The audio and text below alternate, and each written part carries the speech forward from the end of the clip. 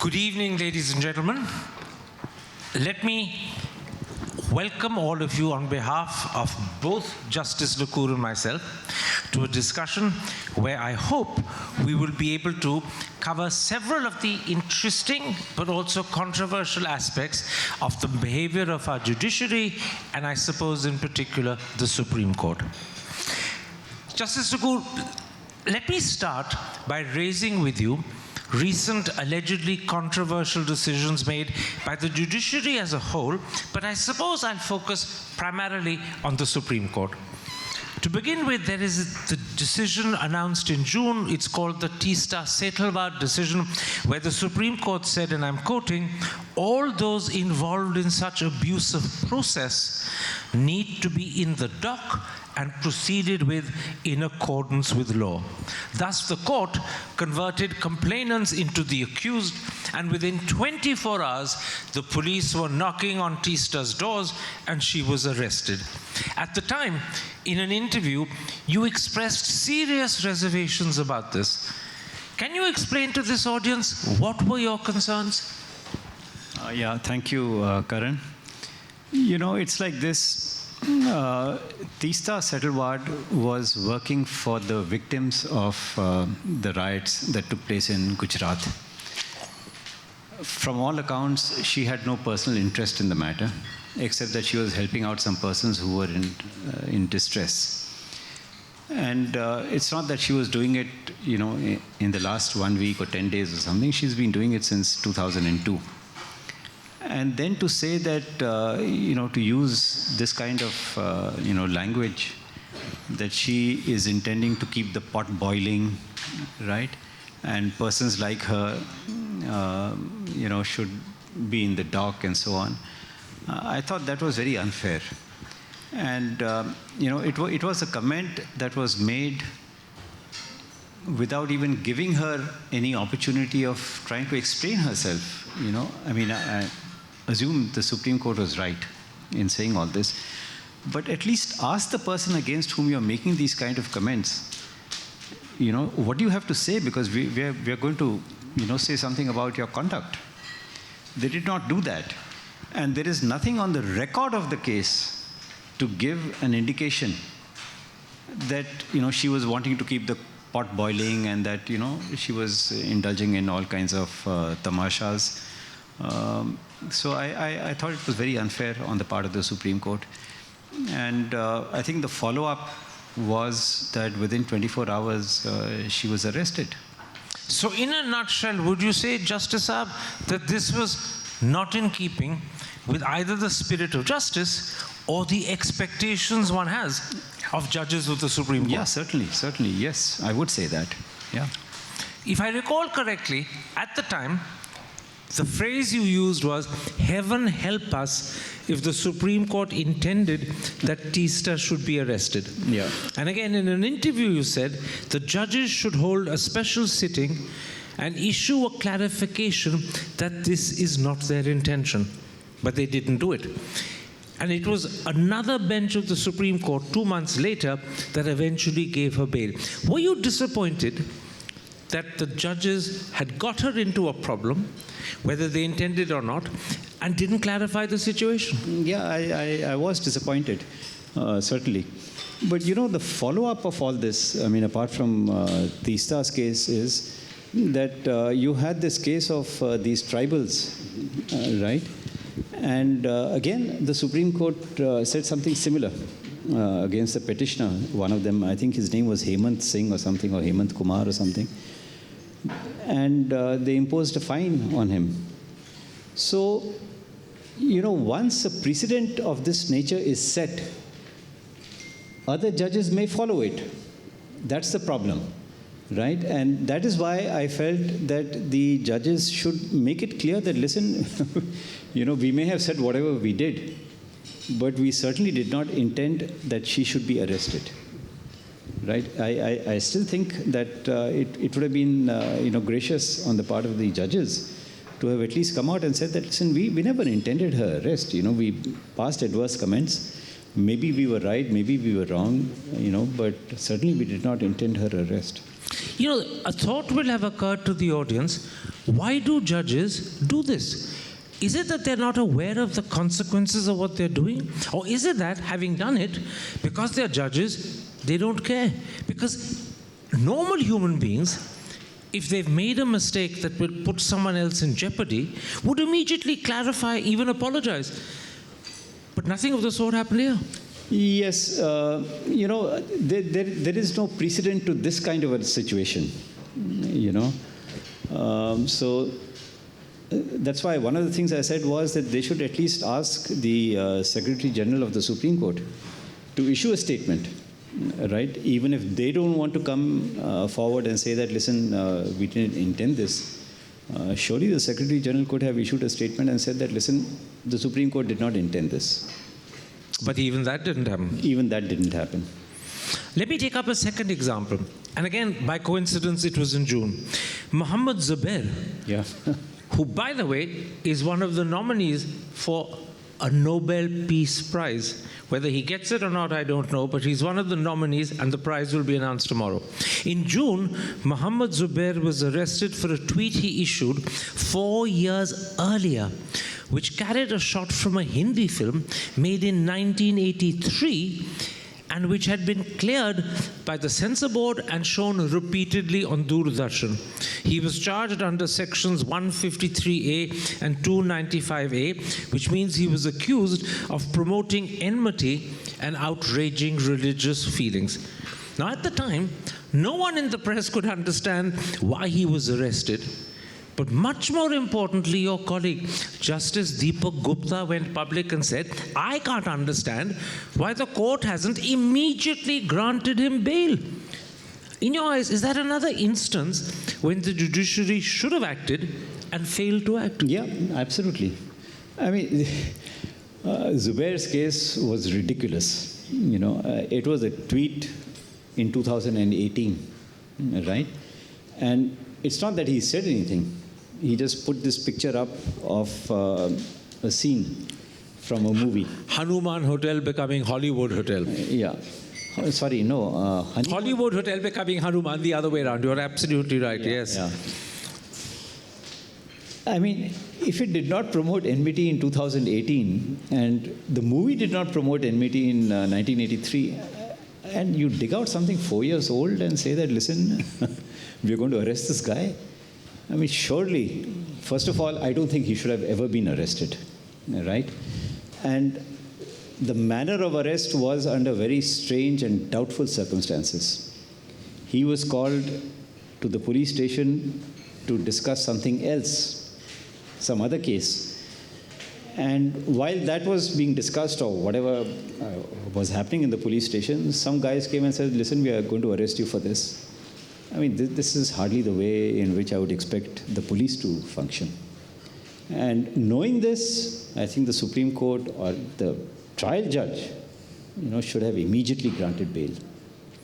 When the trial judge didn't, and he would have known everything you said, is that because the lower judiciary are scared to take on the government and to pass a judgment or an order that would offend the government? Is this fear of the executive? Could be. It could be. There are two things. One is a possible fear of action. All right? It's nothing that the government could do, in the sense that the government can't transfer him. But the government can certainly suggest to the High Court that, this guy deserves to be transferred. And the High Court may transfer him. You mean the High Court won't stand up for a brother judge? It should. But, there have been instances where, you've had these very strange transfers taking place. But you're suggesting that the rot runs deep? Yeah. In some cases. I mean, I'm not saying everywhere. Absolutely. Yeah. But if High Court judges won't stand up for a junior judge who's clearly in the right, but instead give in to pressure from the government because the junior judge passed an order the government doesn't like, then that doesn't speak very well of our High Court judges either. Yeah. Well, I think this was maybe 2 years ago, probably. One of the judges of Delhi High Court was transferred he received the transfer order at 11:30 at night. And he had to report in Jaipur the next morning at 6. Yeah, and in Chandigarh. Chandigarh. Yeah. And it's something that's unheard of, you know. I mean, it doesn't even happen in the executive that you receive a transfer order at 11:30 at night. But it happened to a sitting judge of the High Court who was hearing a case. So, yeah, well, these things have happened. Just for the sake of the audience, who would have sent that transfer order to the High Court judge? Would it have come from the Supreme Court? No, it would have come from the government. But could the Supreme Court in that instance not have intervened and said, A, this is improper because it's simply inhuman, and B, you're making a mockery of the independence of the judiciary? Yeah, it could have. It could have. But it didn't. It didn't. Yeah, you're right. You see, it's like this. The Supreme Court recommends the transfer and says that, we think this judge should be transferred. And then the government acts upon that, upon the recommendation. It goes to the president. The president says that, I'm signing the transfer order. And then it has to be implemented. Now, normally, prior to this incident that I'm talking about, something called joining time is given, which is about roughly 15 days or 2 weeks. The reason why joining time is given is that the judge may be hearing a case, right? And obviously the litigants have spent money on the lawyers, and the judge would like to decide that case, before he goes. Or there may be cases where the judge has reserved orders in some cases, which he has heard, maybe 15 days ago or a month ago or 2 months ago, and he would like to pronounce judgment. So this period of about 15 days is given. The second thing is that the High Court, where he's being transferred, there are some administrative things. The governor of the state has to authorize the Chief Justice to swear the judge in and so on. So this joining time of 15 days is given. But in this case, there was no joining time. It was the first instance of this nature where no joining time was given, which meant, I don't know whether the judge had any pending cases before him, pending judgments with him. But if he did, well, bad luck for all those litigants. A wonderful example of the government simply not caring about how the people of India who've elected them will suffer as a result. Yeah, absolutely. A third instance is a comment made by Justice Chandra Dhari Singh of the Delhi High Court in March this year. I'll quote the comment. He said, "If you're saying something with a smile, then there's no criminality. If you're saying something offensively, then criminality." This was his grounds for refusing to take action against hate speech. Were you disillusioned by this logic? Yeah. Yeah. Well, frankly, it makes no sense to me, One may smile and still be a villain, right? But really, it makes no sense. I smile all the time and people still think I'm aggressive. Yeah. But obviously this is very interesting, because if I want to stand up and say something hateful about, for example, not that I intend to, the Prime Minister of India, but if there's a big broad grin on my face, then it's not defamation. Right? Yeah, well, the smile hardly makes a difference, frankly, I don't know why he said this, and to me it makes no sense at all. And no one again in the judiciary intervened to say, hang on a second, this is not the law of the land. Yeah. Well, I mean, even the Chief Justice of the Delhi High Court didn't intervene, just to clarify matters. Yeah, actually, in a situation like this, I mean, nobody issues a clarification. I mean, this sort of a thing doesn't happen. Should it? It should. I frankly speaking for myself, I've always felt that there should be some kind of a public relations officer attached to every High Court and to the Supreme Court. The reason is that there are things which, the common citizen does not understand because of not being familiar with the procedure, right? Or being otherwise misled. not deliberately, but being misled through some misunderstanding or something. And a PRO can clarify that position.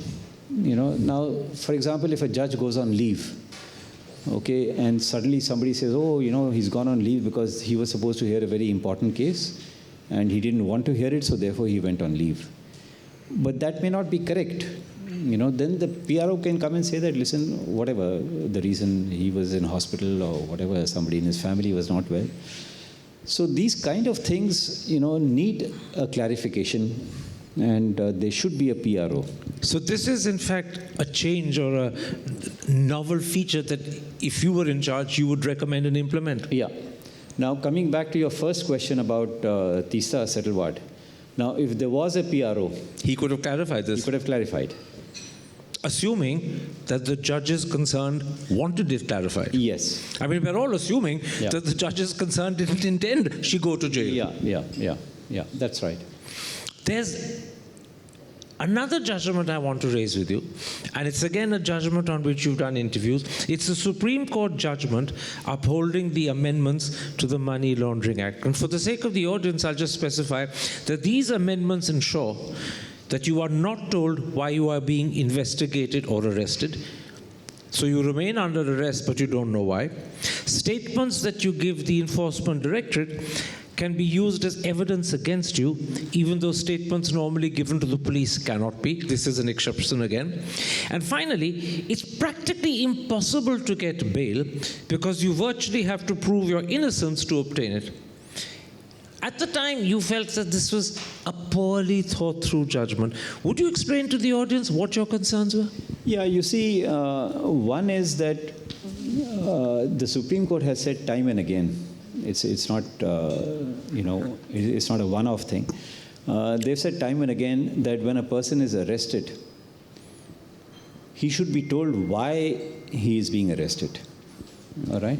That we feel, or we have evidence to suggest that you have done A, B, C, D. Okay? And that's why we are arresting you. There's an FIR filed against you, and here's a copy of the FIR. There have been instances where, a person has fallen sick, all right, on being arrested, genuinely, and maybe some have feigned sickness. So the Supreme Court has also said that when you're arresting a person, have a medical checkup. So there's no allegation later on, that the person was beaten up and all kinds of things.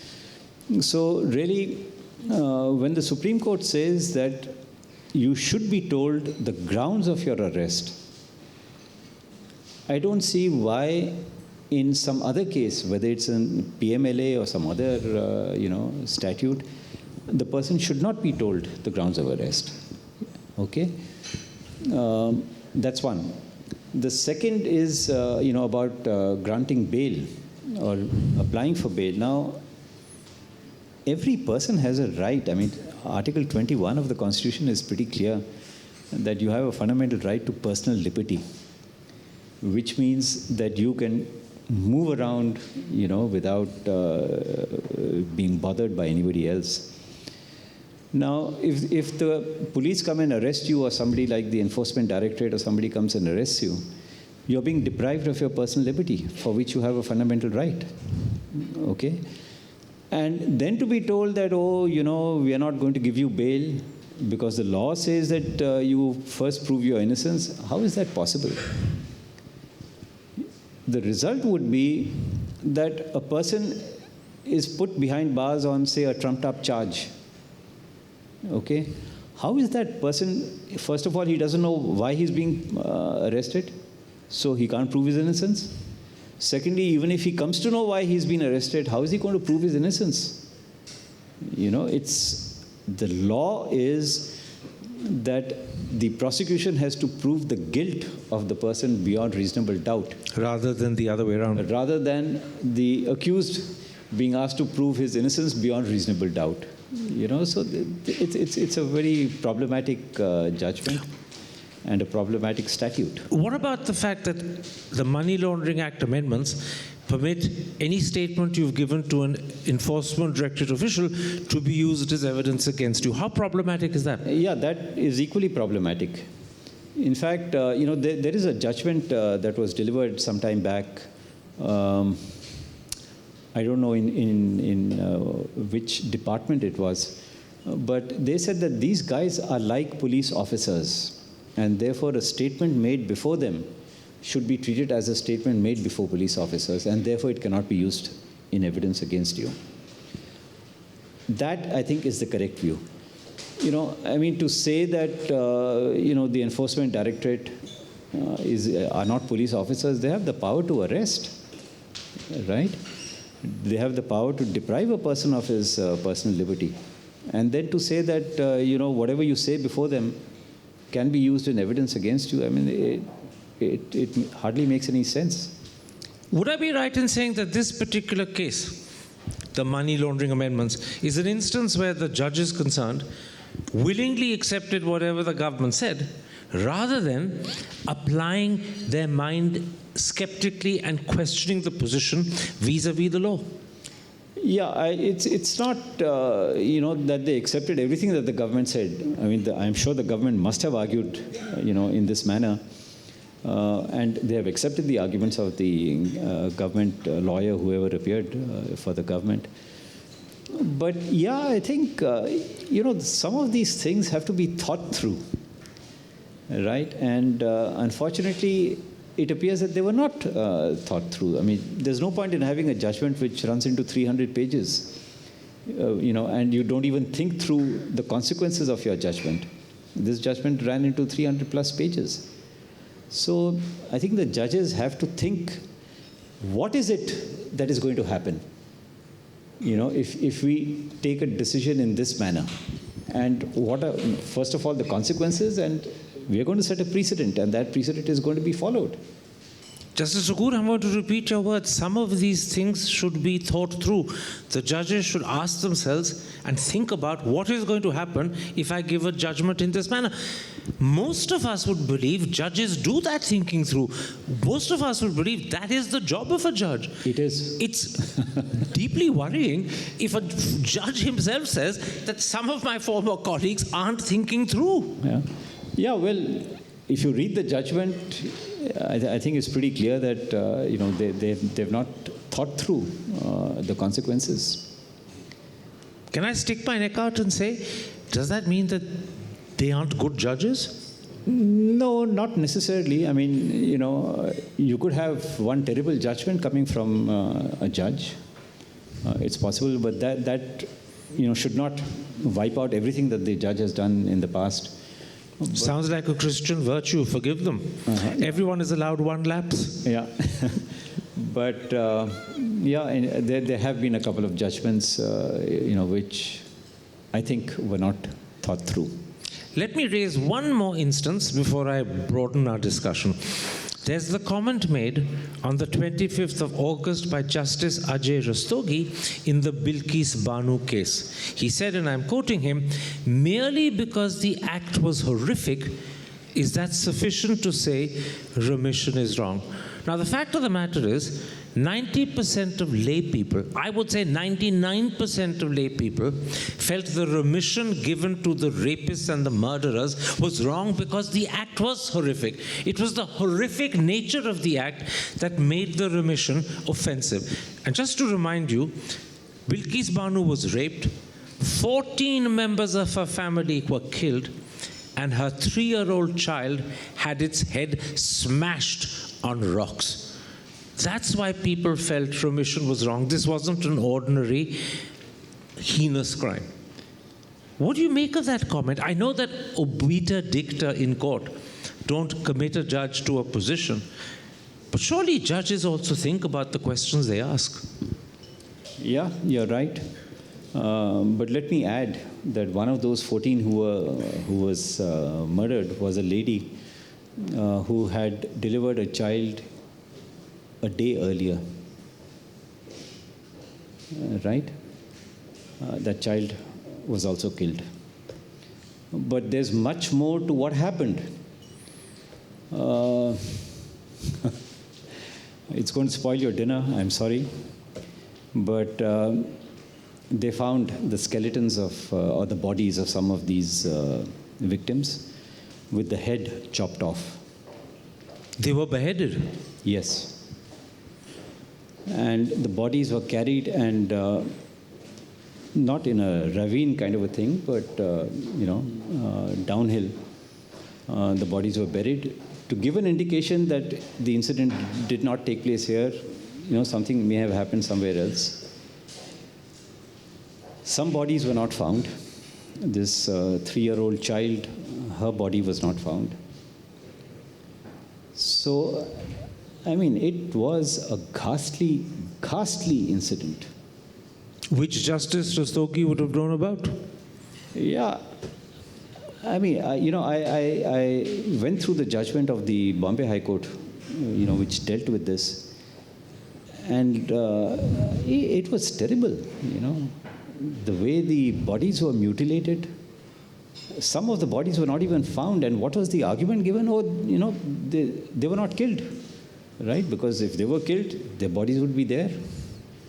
What happened to those bodies? God alone knows. What happened to this 3-year-old child? She wasn't killed. So it was terrible. That's a very mild word, but it was terrible. And therefore, in this instance, the horrific nature of what happened makes remission offensive. Yeah, the entire sequence of events makes it offensive. Not only the killing, but what happened after the killing. You don't go around beheading bodies, yeah. Let me at this point broaden our discussion and let me bring up another issue that I suppose the press talks about, but I'm pretty certain other people do too. It's the number of important cases that the Supreme Court is either reluctant to hear or slow to hear or seems to keep kicking down into the long grass. Now, I know that Chief Justice Lalit has committed that a constitutional bench will sit every single day right through this year. And as a result, critical cases that affect our democracy, that affect or would embarrass our government, are being heard. I'm talking about Article 370, I'm talking about electoral bonds. But it's taken 3 years or 5 years for some of these cases to be heard.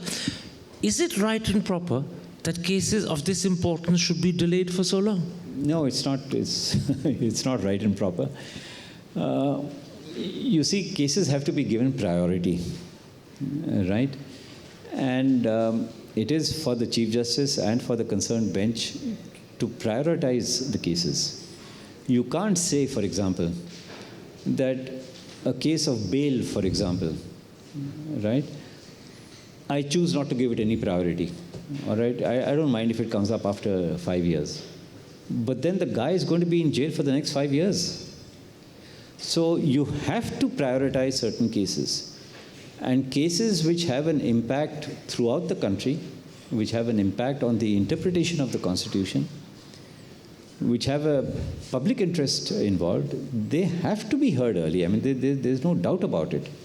So something like the electoral bonds, for example, right? It's going to affect elections. It has already. Yeah, it has. And so therefore, it has to be given priority.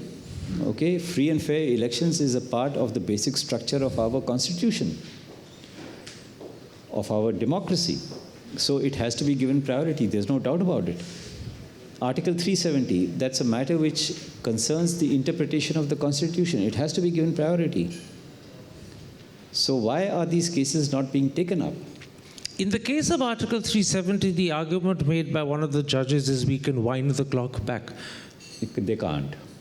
There's certain things which, at least I think they can't wind the clock back.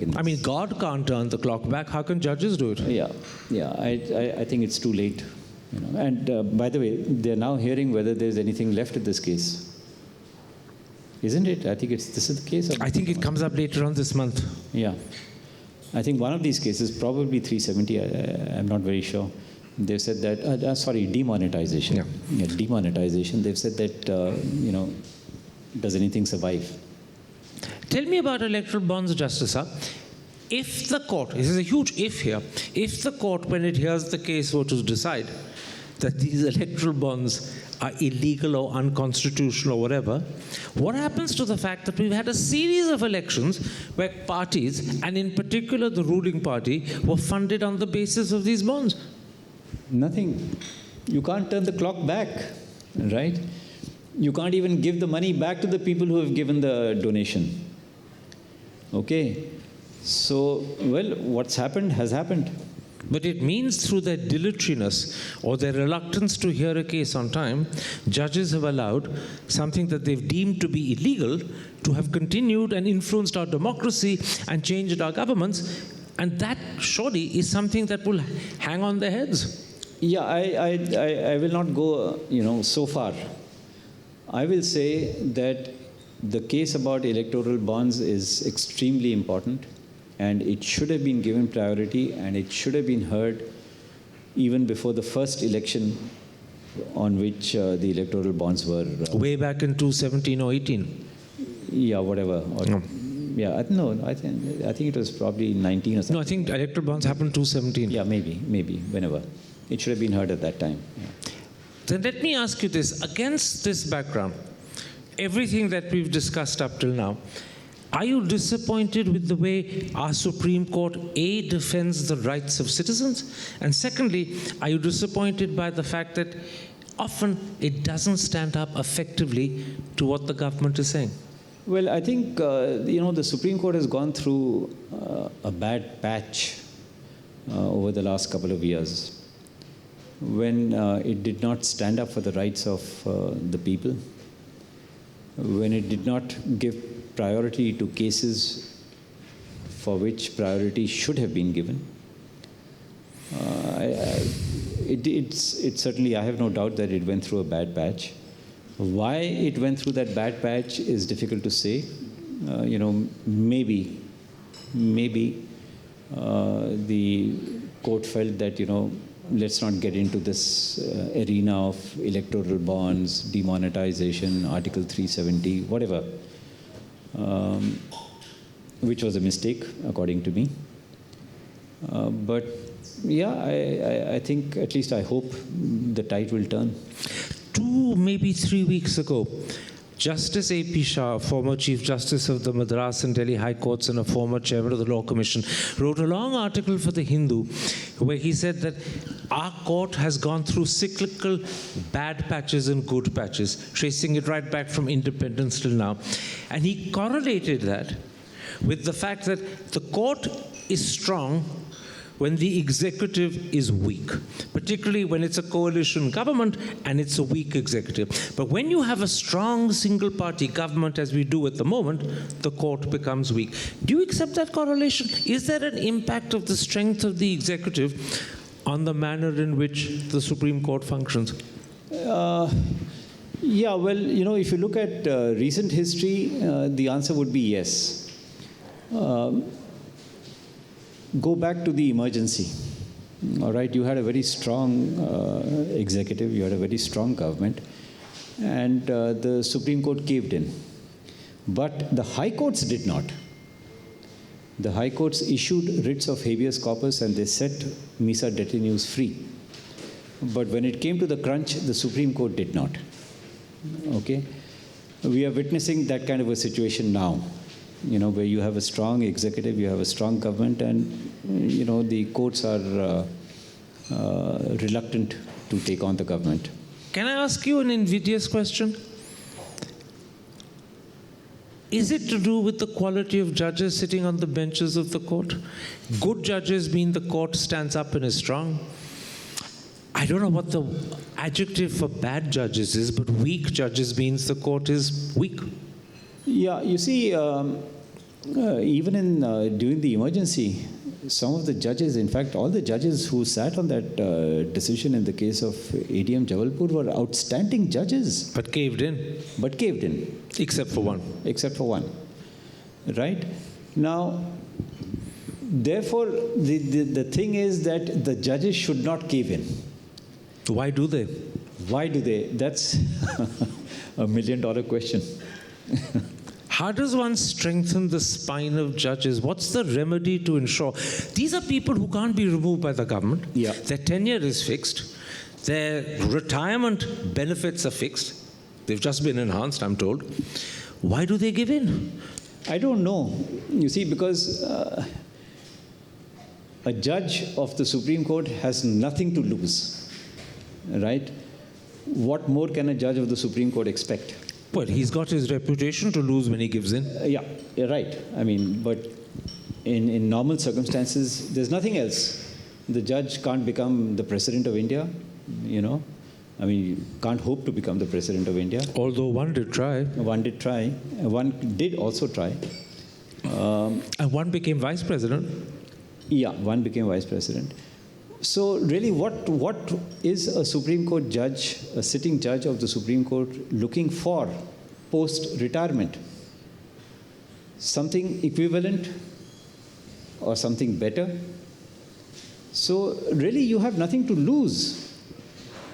And therefore, you have your duty to the Constitution. I mean, you've taken your oath under the Constitution that I'm going to preserve and protect the Constitution without fear of favor, affection, or ill will. So if you have nothing to lose, why should a strong government or a weak government make any difference? I suppose the answer is the frailty of some human beings. Yeah, I suppose that's the answer, yeah. Tell me, Justice Lokur, has the time come to try and alter the way judges are chosen, or is the collegium system the least worst way? Is the least? Worst way. Yeah, you know, Churchill on democracy said, of all the systems, democracy is the least worst. Yeah, I think, you know, I am in favor of the collegium system. There are two reasons for it. If you have an alternative which you had prior to the collegium system, you would have the government do exactly what it wants. Even today, it is doing exactly what it wants with the recommendations made by the Supreme Court. All right? So, if there is no collegium, then, you know, you're inviting trouble with a strong government. So, the collegium system is the only sort of a bulwark against, you know, executive excesses in the matter of appointment of judges. Now, having said that, I believe that there are some changes that must be brought in the collegium system.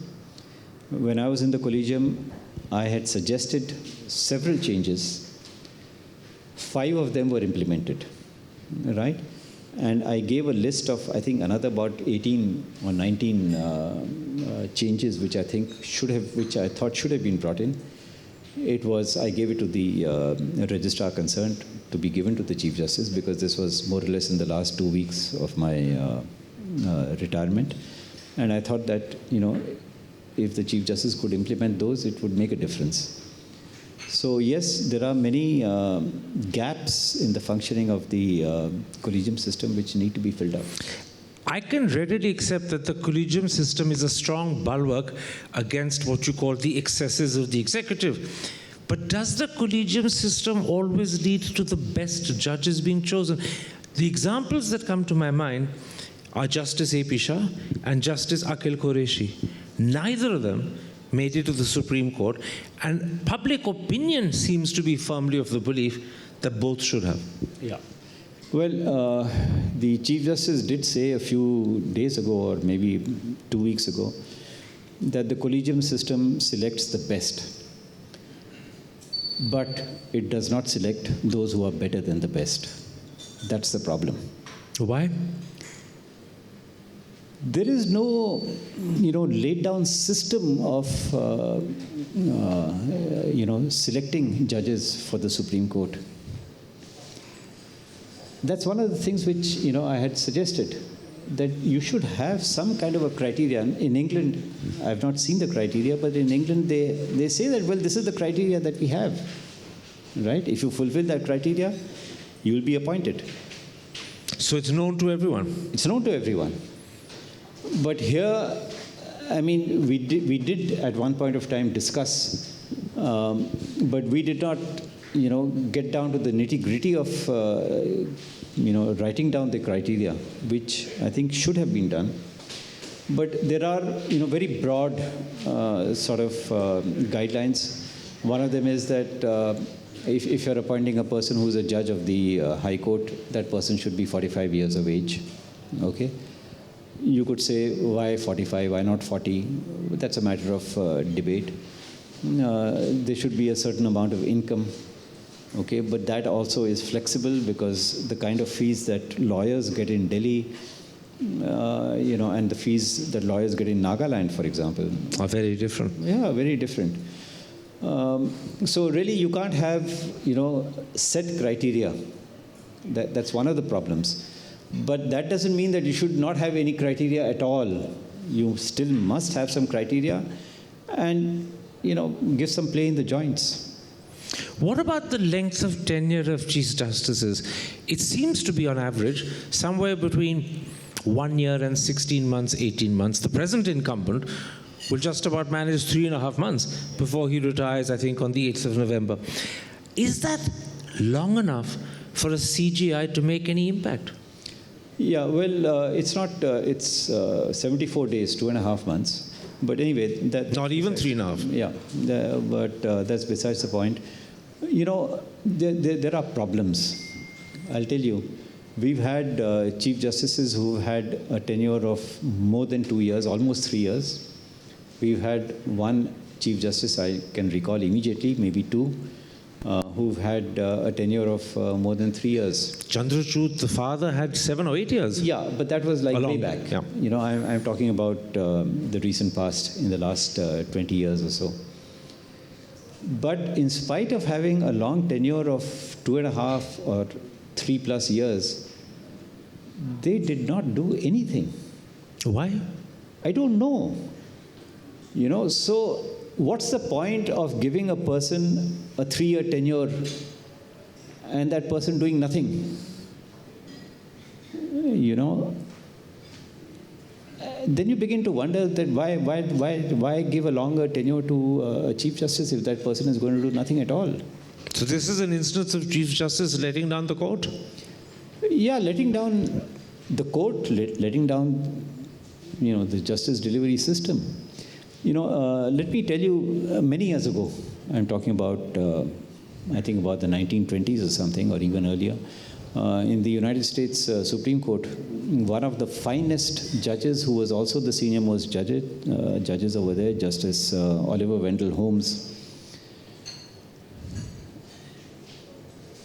a judge junior to him resigned and stood for elections and was the governor of a state. After his tenure as a governor of that state was over, he was appointed by the president as the chief justice. So he was in fact junior to Justice Holmes and later on became his chief justice. And Justice Holmes said, fine, that's okay, because he is, in the opinion of the president, a far better administrator than I am. So there's nothing wrong with it. The point that I want to make is that the chief justice has not only to be a judge, a good judge, but also a good administrator. Okay, so if you have a chief justice who is not a good administrator, you give him a period of 10 years, 20 years, it's going to make no difference. But you're also hinting that maybe chief justices, when they're chosen, should be chosen not just on the grounds they're good judges, but because they are better administrators. And that may mean that the seniority system should occasionally be abbreviated and somehow lower down brought to the top. Yeah, well, that I don't think is going to happen, but when I think you're selecting the judge for appointment to the Supreme Court, at that point of time, I think this should be one of the considerations. Because from the seniority whether he or she will have a chance. Yeah. So a sort of deep selection needs to happen. That's right. Yeah, but it also shouldn't be so deep that you go to number 60 kind of thing. Finally, how worried are you about judges who take up post-retirement jobs which are clearly in the gift of government? I won't be invidious and name judges who've done that, but you know, and I know, and the audience knows who we're talking about. Yeah, post-retirement jobs, I think, should be avoided. All or just those in the gift of government? sorry. All post-retirement jobs or only those that are in the gift of government? Yeah, I think I would say that all should be avoided, you know. But, you know, the problem is that we have so many tribunals, you know, Central Administrative Tribunal, National Green Tribunal, this tribunal, that tribunal. Now, if you don't have judges heading those tribunals, but you have, you know, the executive or retired secretary to the government of India, people may not have faith in that tribunal because that tribunal is going to be an adjudicatory body, you know. So it's a sort of a, you know, debatable kind of issue with regard to certain positions. But with regard to some of the others, I mean, it's a complete no-no. I mean, so judges ought not to accept governorships or MP status in Rajya Sabha? Yeah. I don't think they should. Again, when they do, this is frailty of human character. Yeah, that's one thing. The other thing is that, you know, the judiciary survives on the trust and the confidence of the people. And that's shattered. And that gets shattered, or at least, you know, people begin to raise doubts. The judiciary, it's been said a long time back by Alexander Hamilton in the Federalist Papers, it does not have the power of the sword, it does not have the power of the purse. Okay, so where does the power of the Supreme Court come from? It comes from the people. If the people have faith that the Supreme Court will, that's why you have the last bastion expression. If it goes to the Supreme Court, we know the Supreme Court is going to give the right decision. And once that, you know, some doubt is raised that, you know, we're not sure whether you're going to get the right decision because this guy might be appointed as a governor or this guy might be appointed as something else, nomination to the Rajya Sabha or something, that's when there's a problem. So is it right that far more worrying than doubt about the intellectual capacity of a judge is doubt about his or her integrity? It would reflect on the integrity. You know, there would be a doubt. You know, I think this guy has given this judgment because he is likely to get something. There are instances where a judge has been given an assignment the day after the retirement.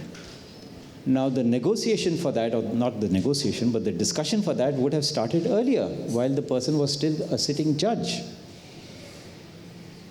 So then you say, you know, maybe he gave a judgment around that time which was a little strange. Was it because discussions on this was going on? That's when, you know, public trust and public confidence get lost. Justice Lokur, thank you very much for an extremely revealing, honest, and insightful set of answers to my questions. I think it's time to open up the discussion to the floor.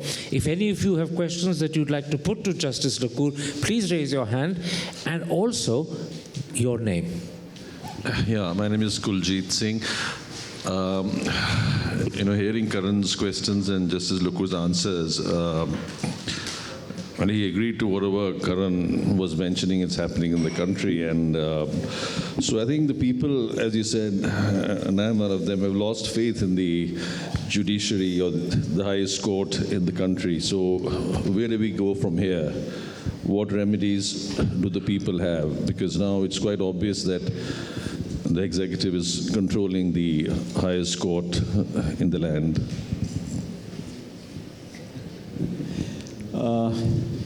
Yeah, you know, that's a tough question. You know, I don't think everybody has lost faith in the judiciary. Okay? People still have hope in the judiciary. We still have, you know, judges who are committed to the Constitution and committed to the rights of the people. But like I said, there have been a few judgments which, you know, have not been particularly good. So really, you know, and like I said, it's been a bad patch.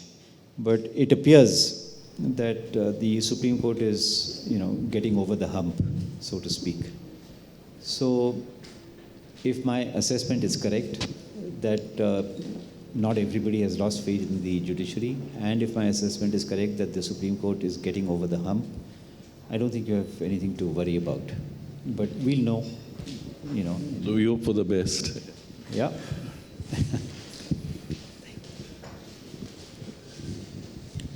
Yes, sir. Hi, Justice Lokur, thank you for gracing us today, and thank you, Mr. Thapar.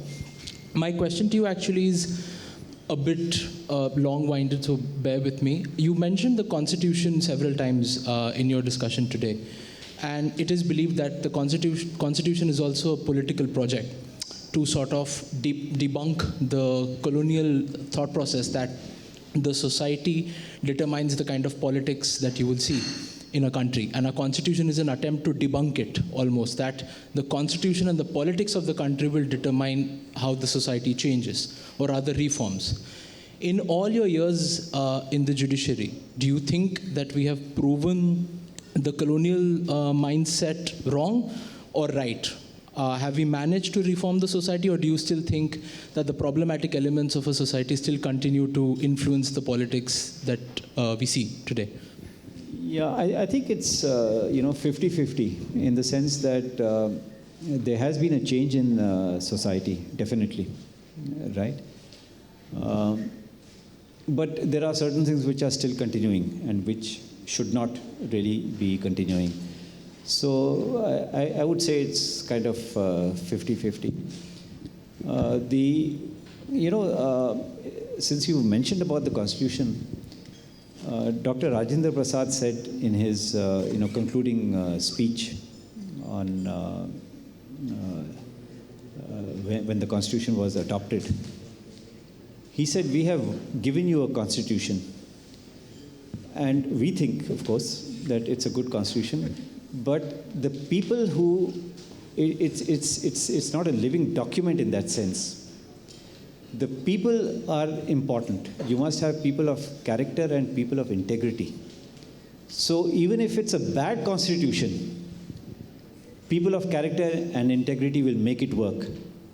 But even if it's a good constitution, if you have people who do not have character or do not have integrity, even the best constitution or best written constitution will not work. Right? So if you look at it from that point of view, there are certain things where the Constitution has definitely helped us to go forward. All right? But there are, like you say, political aspects which have kind of, prevented the Constitution, so to speak, from taking us forward. So that's the reason why I think, it's kind of 50-50 sort of a situation. Gentleman in the jacket over there. Justice Lokur, I would like to ask you, one of the key challenges remain inconsistency by the views taken by different judges of the same strength or sitting on the same similar stature on same subject matter, especially when the facts are similar or same in nature. So you would have a single bench or a double bench having different views on similar subject. This, I believe, is one of the key challenges that young litigants face. So how do we deal with that situation? And second question that I would have for you is that I think you were referring to inadmissibility of confessions made in the, before the police. Were you referring to Tufan Singh judgment in NDPS cases where they say that even those special police officers are police officers and they would have the similar? Yeah. But, I like your expression, young litigants. I don't think there are any young litigants in India with cases pending for so many years. What was your... inconsistency, yes. I think that's something which happens not only in India, but it happens everywhere. You would have, in the same case, why talk about a different case? In the same case, you could have two opinions. You would have one set of judges taking a particular view and another set of judges taking a different view and dissenting from the view of the majority. So it's nothing unusual, right? But ultimately, time will tell who was right. I was mentioning about Justice Oliver Wendell Holmes. He gave a decision in the 1930s, which became the law in the 1970s. He was perhaps the only one who dissented. So, and by the way, they're all reasonable men. So you can't say that, or reasonable persons. You can't say that, because you have dissented, therefore you're unreasonable. It's not like that. It's all the judges are reasonable, and on the same set of facts, they may take a different view, which also is reasonable. So it's nothing unusual. The lady, yes, ma'am. Good evening, Justice Lokur.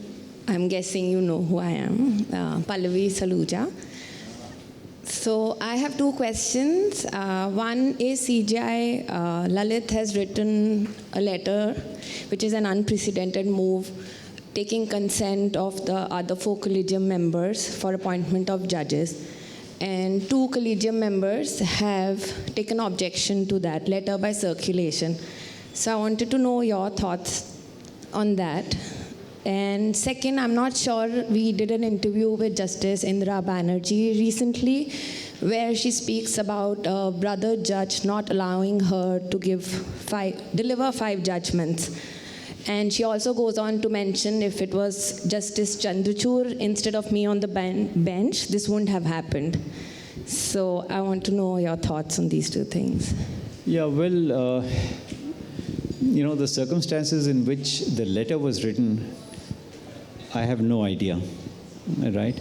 But like you said, it is unprecedented. It has never happened before at all. So really, I can't say why it happened. On the second issue about... Before you go to the second issue, Shah, do you have objections to choosing judges through circulation of letter rather than face-to-face meetings? Yeah, I think it's much better to have a face-to-face meeting, discuss like we are doing right now, why letters? So...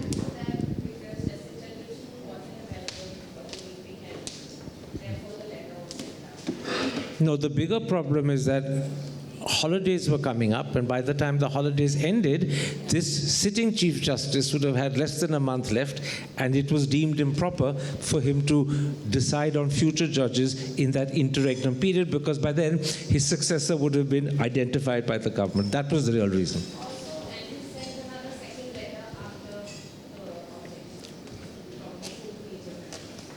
Yeah, it's difficult to say why this happened, but speaking for myself, I think discussions are the best way of deciding something as important as this. That's number one. Number two, you have something called the doctrine of necessity, where as of necessity, something has to be done. So if you apply that doctrine of necessity, well, if the Collegium had said, all the 5 judges had said that, listen, doesn't matter, you're going to retire in another 20 days or 25 days or something, but let's go ahead, because holidays are intervening, or, we'll cancel our vacation kind of thing. Why not? So either way, I think the, discussions would have been the best and the most appropriate way of dealing with the problem, with the appointments. About Justice Indira Banerjee's interview, I was pretty taken aback that the junior judge said no, right?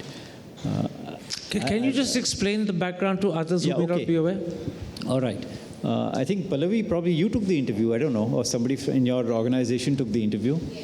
Justice Indira Banerjee is a judge of the Supreme Court who retired last week.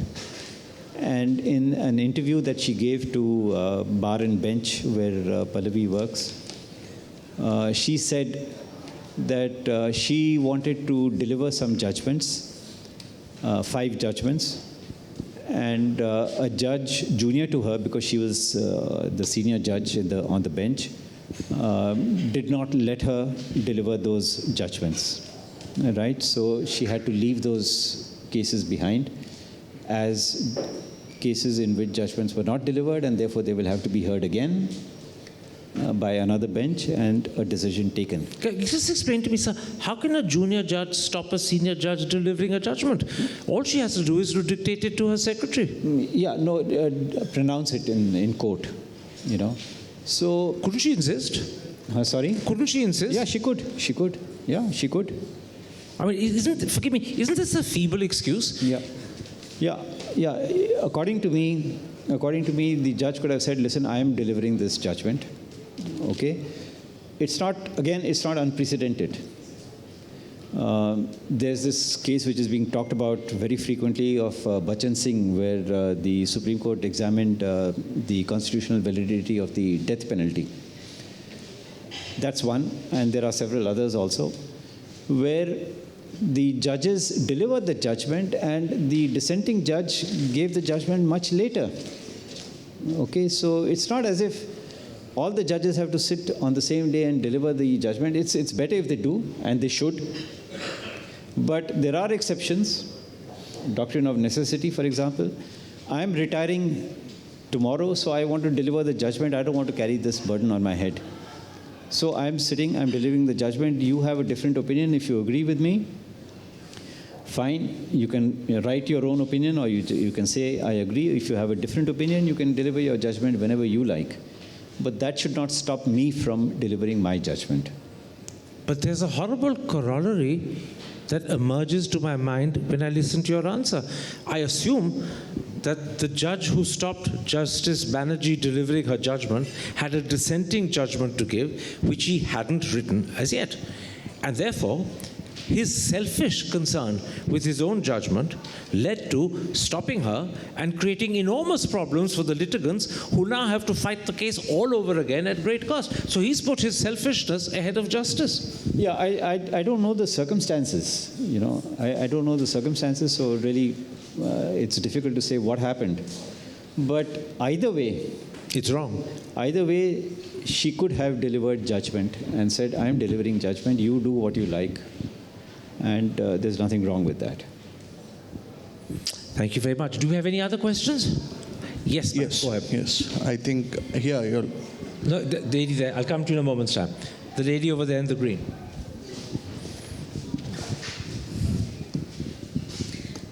Good evening. My question is very simple. We hear about retrospective taxation.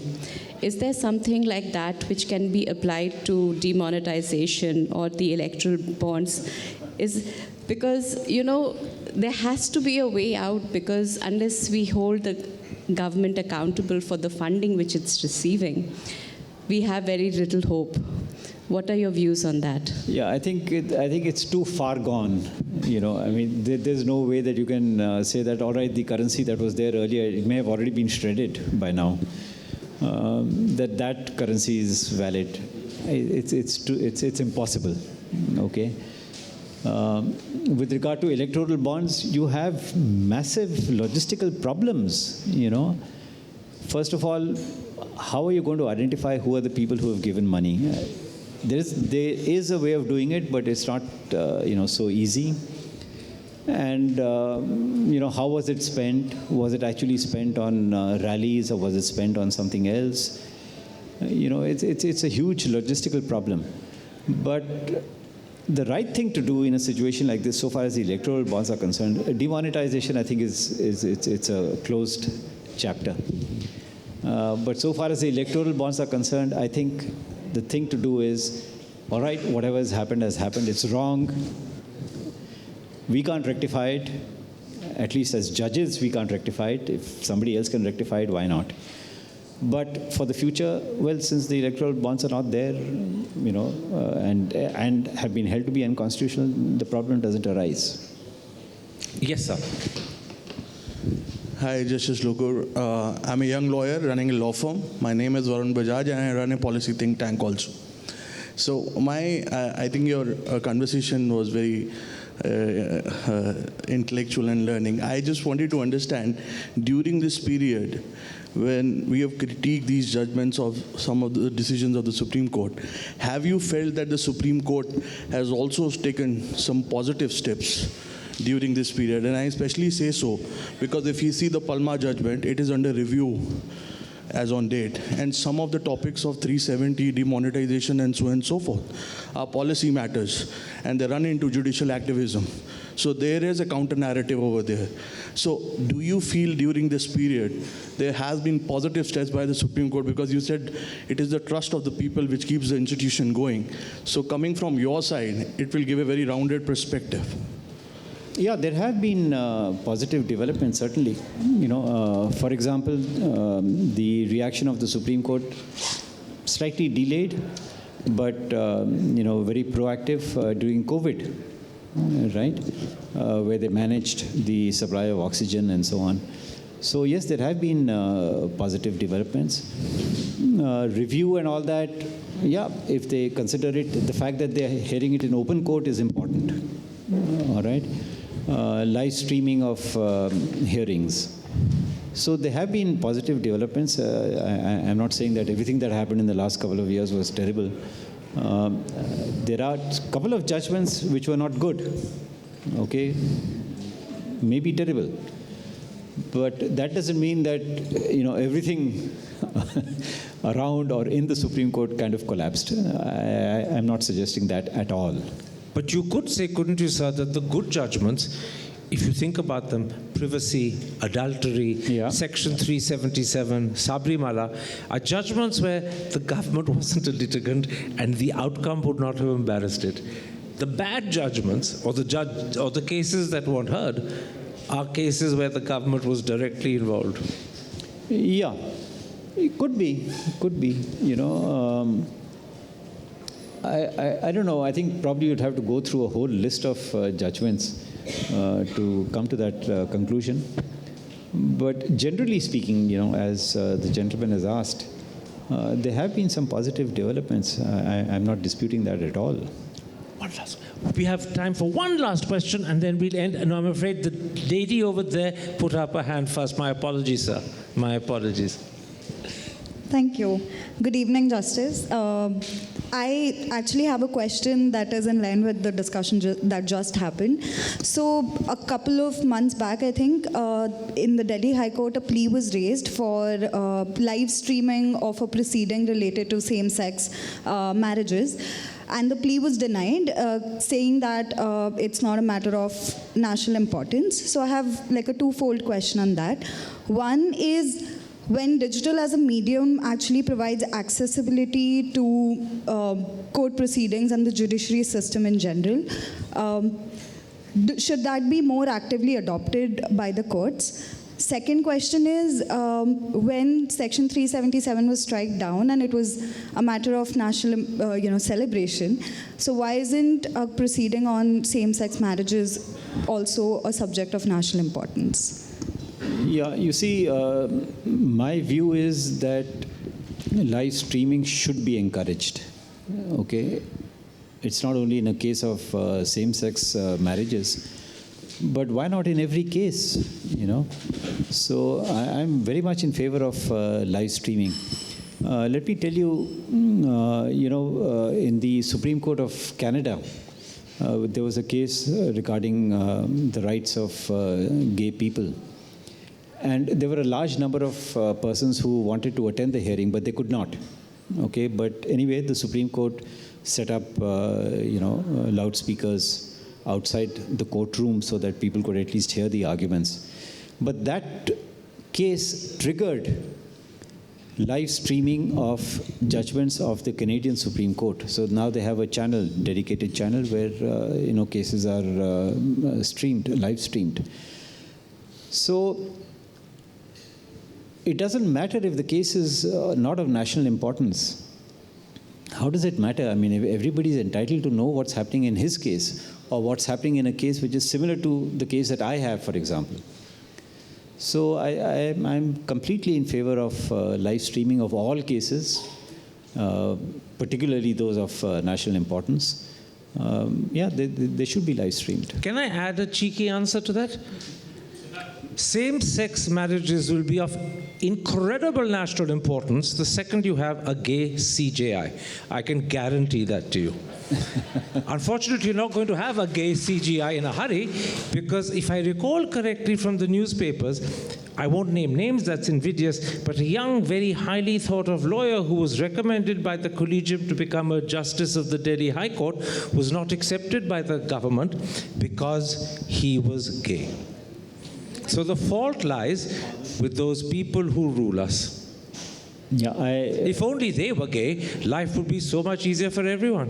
Who knows, they may be. They'll just hide it from us. But let me tell you, Karan, I am strongly in favor of that gentleman that you're talking about, and I've been rooting for him. And it's obvious that he's not being appointed because he's gay. Absolutely. Which is wrong, because he's an outstanding lawyer. Outstanding lawyer. Life will change when we have a gay Prime Minister. I promise you. Gay Chief Justice, gay Prime Minister, gay President. Will be a very gay country. Sorry, I've gone way beyond what I should have. I apologize to everyone, but that was a sense of humor getting the better of me. Thank you very much, ladies and gentlemen, and in particular, can I thank Justice Lokur for, I think, revealing truths that so many of his brother judges would have found clever ways of actually not saying anything about. Thank you very much for the transparency and openness with which you have honored us today, sir. Yeah, thank you. Thank you very much. Thank you.